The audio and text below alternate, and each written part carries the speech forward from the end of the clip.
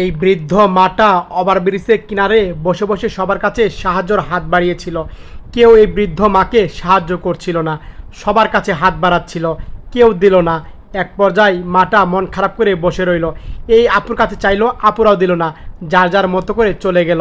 এই মাটা বসেই রইল সবার কাছে হাত বাড়িয়ে।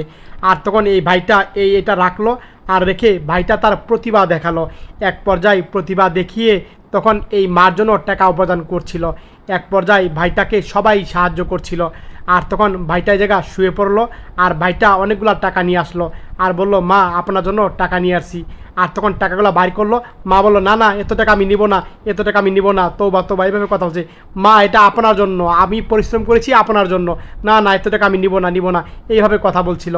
আর তখন না বলল, মাকে একটু আদর করলো, মা রাখেন, এটা আপনার জন্য। আর মাটা তখন টাকা রাখলো, অনেক খুশি হলো। একসাথে এতগুলো টাকা মা কখনো দেখে নাই, তার জন্য মা এরকম করছিল। আর তখন ছেলেটা মাকে একটু আদর করলো। মা ভালো থাকবেন, দোয়া করবেন। সত্যি ভালো লাগলে শেয়ার করে দিন ভিডিও।